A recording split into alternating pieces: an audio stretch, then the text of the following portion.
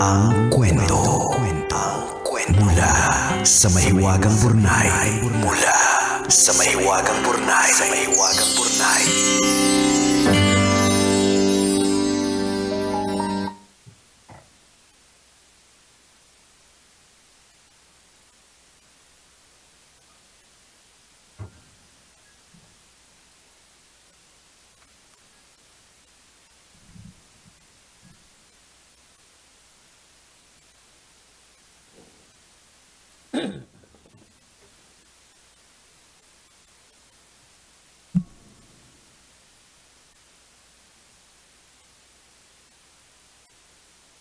Dear Nicole and Diego, itago niyo na lang ako sa pangalang Joni, late 20s at madalas nakatulala. Sa ngayon kasi habang sinusulat ko ito ay nakadarama ako ng tulala. Tulalay sa isang tubay. Nakakadama ako ng halo-halong emosyon. Sa bagay, kung halo-halo naman yung emosyon mo, di ba nakakatulala din naman talaga lutang. siya. Masaya, malungkot, pero pagod, nanghihinayang, tas nalilito. Hindi ko kayang isiping mag-isa kung anong nararapat kong gawin, kaya naisipan kong sumulat sa inyo. Uy, Joni, hindi mo ba naisip na marami rin kaming iniisip? Tulala din kami. Tulala din kami, kala mo ba? Makadamay naman to. Anyways, baka sakaling mabigyan ninyo ako ng payo. Matagal ko na kasing boyfriend si Jigs. 1 dekada na. Dahil panganay, breadwinner si Jigs ng pamilya niya. Nag-aaral pa lang, nagtatrabaho na siya para buhayin ang pamilya niya. Sagot niya lahat. Renta ng bahay, pambayad sa utilities, pagkain, gamot ng mga magulang niya na may sakit, at pag-aaral ng 3 nakababatang kapatid niya. Nakakabilib din kasi kinakaya niya naman. Yun nga lang pakiramdam ko. Ako yung napabayaan. Nasanay na ako na sa buong panahon na kami, nakatuon ang pansin niya sa pamilya niya. Wala siyang kahit anong regalo sa akin kapag birthday ko kasi madaming bayarin. Yun din ang dahilan kung bakit hindi kami nakakapag-date sa labas kahit parehas na kaming may trabaho.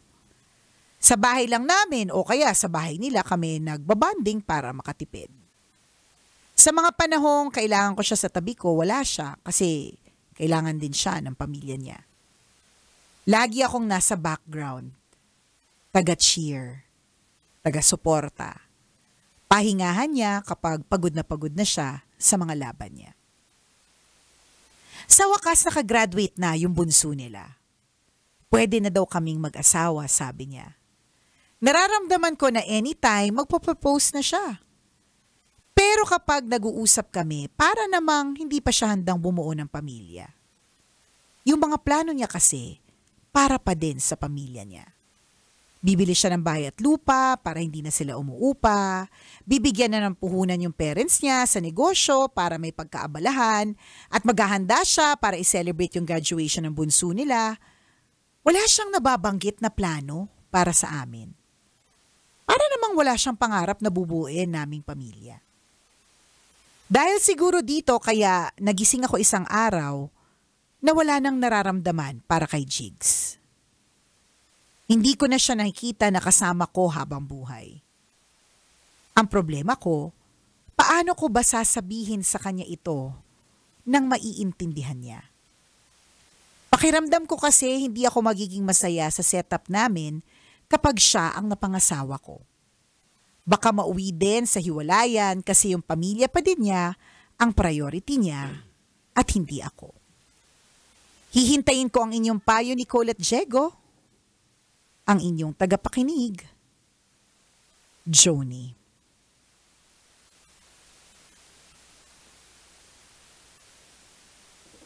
Joni, please don't cry. Yung mga nakarelate. Lumang-luma. Correct. Yung mga nakarelate, lumang tao na.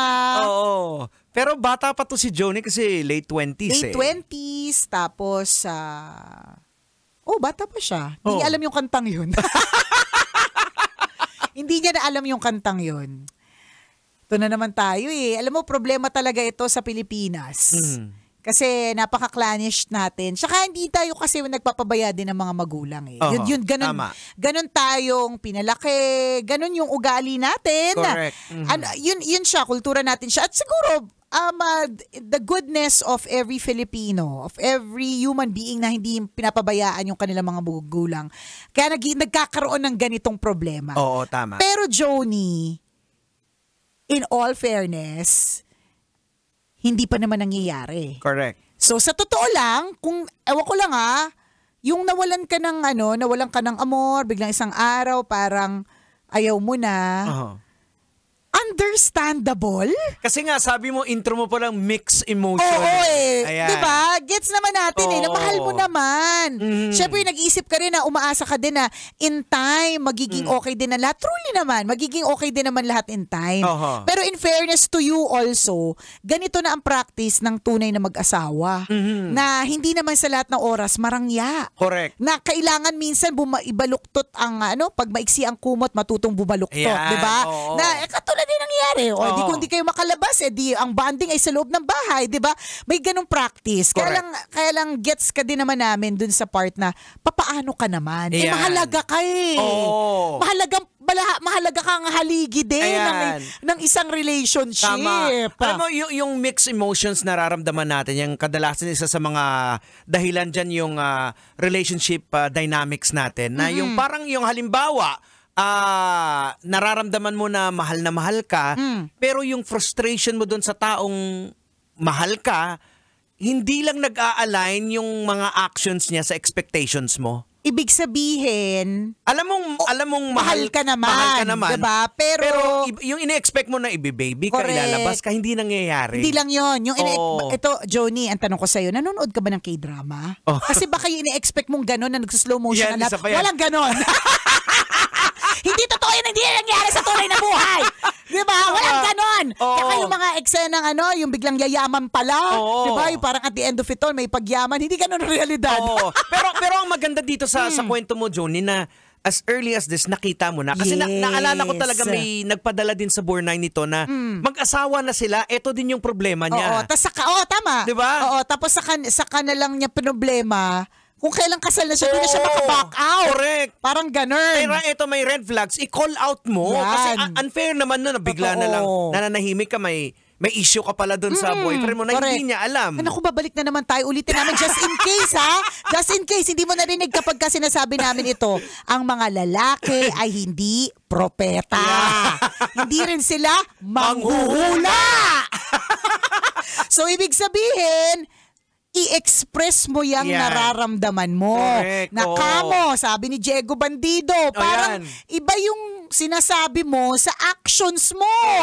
Parang hindi magka-level. Gusto mo bumuo ng pamilya, gusto mo makasama ako habang buhay, pero yung attachment mo dun sa family mo, hindi mo maalis-alis. Hindi naman ibig sabihin aalisin mo eh. Correct. Pero dapat meron talagang pagdistansya kapag ka magtatayo na ng sariling pamilya. Dapat malinaw po sa atin mga kabisyo na na pag pumasok po tayo sa matrimonya ng kasal, pag nagpakasal ka, yung immediate family mo na po is yung asawa mo na, hindi na yung nanay, hindi na yung tatay. Siya na talaga. Yan kasi ang nagiging problema kadalasan na attached pa rin tayo doon sa ang immediate family mo na yung asawa mo, yung mga anak mo. Yun na yun eh. Pero hindi naman ibig sabihin, pabayaan mo sila. Hindi naman, parang naghihirap na, tapos wala na makain, tapos wala kang pakain, kasi ito na pamilya ko, hindi naman ganon. Wala. Ako naniniwala ko, anything that is in excess, o lahat ng bagay na sumusobra, hindi na siya maganda. Para sila din, matuto din yung pamilya mo eh. Huwag umasa sa'yo. Na meron din sila palang pwedeng gawin. Correct, oo. Diba? Lalo pa. Tingnan mo anong sinabi ni Joni. Nakatapos na ng pag-aaral yung bunso.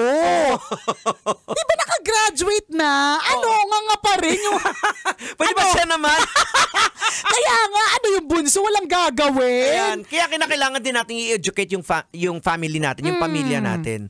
Kasi mas maganda din i-call out as early as this sa mga may the same na situation para hindi na kasi lumala. Di ba nung naalala ko talaga, awang-awa ako dun sa nagpadala sa atin dito sa Bornay din.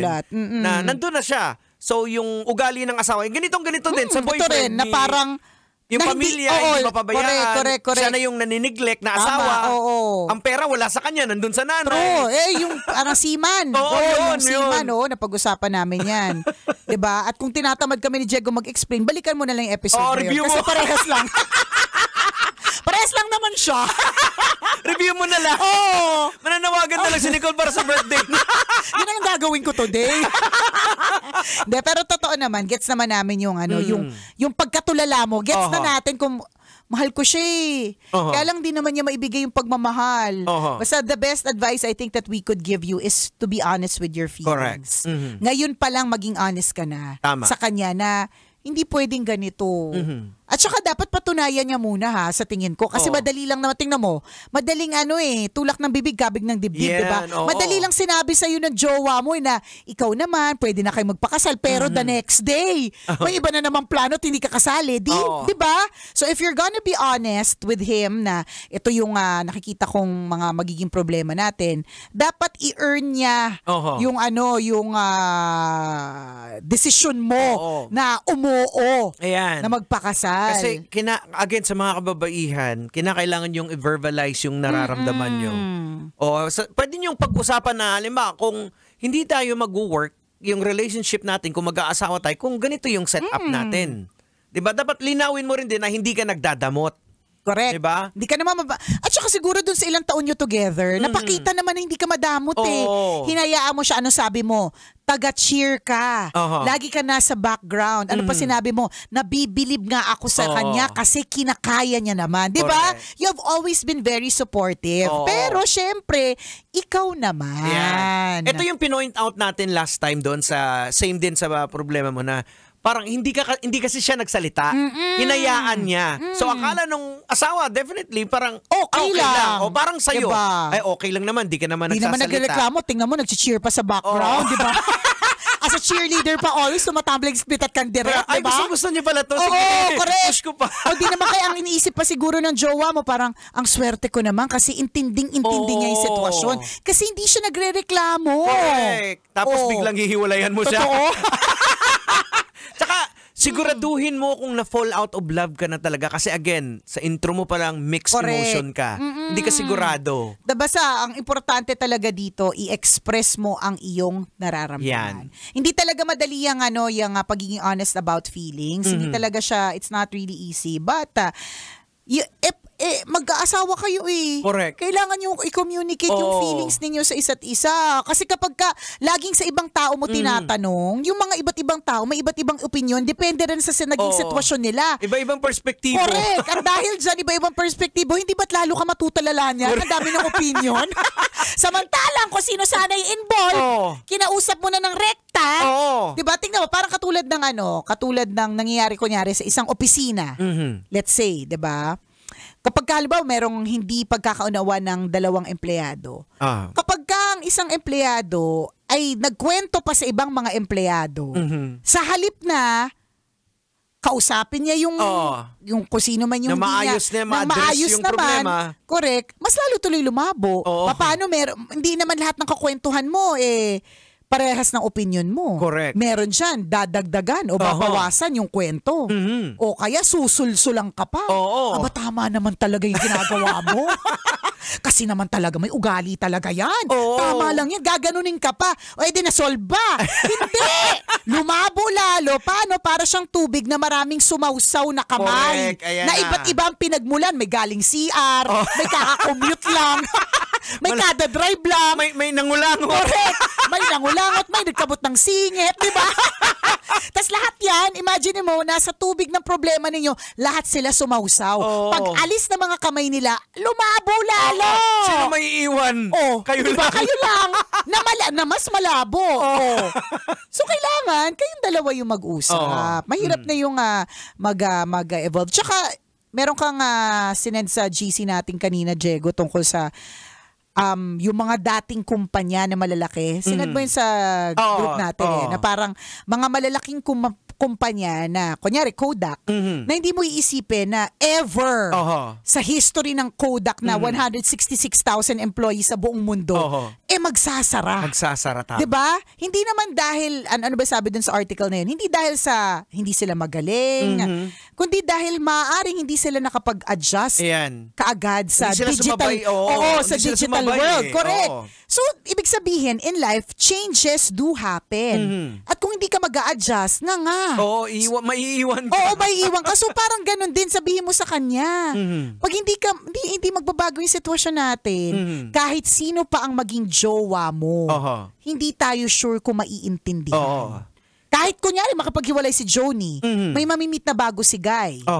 Pero kung ganun pa rin yung sitwasyon, mauulit-ulit siya. Ganun. So mag-a-adjust talaga. May changes po talaga na nangyayari. So Joni, itry niyo muna mag-hello love again. Correct. Ganun. Baka malay niyo, baka the second time around, mas malupit. Baka siguro nasabi mo lang out of frustrations na parang nawalan ka na ng gana. Which is totally understandable. Kasi kung ako parang ang bigat nga naman talaga na nararamdaman mo eh. Mahal mo pero hindi niya maibigay. Gets eh. Nakakatulalay talaga eh. Pero kausapin mo. Okay, Doc? Oras natin, 1:39. Ako pong kumikinang na ulo, Diego Bandido. At ako ang kumikinang ina mo, Nicole Yala. Kailangan pa bang i-memorize yan? Basic! Kailangan pa bang i-memorize yan? Love Radio Basic!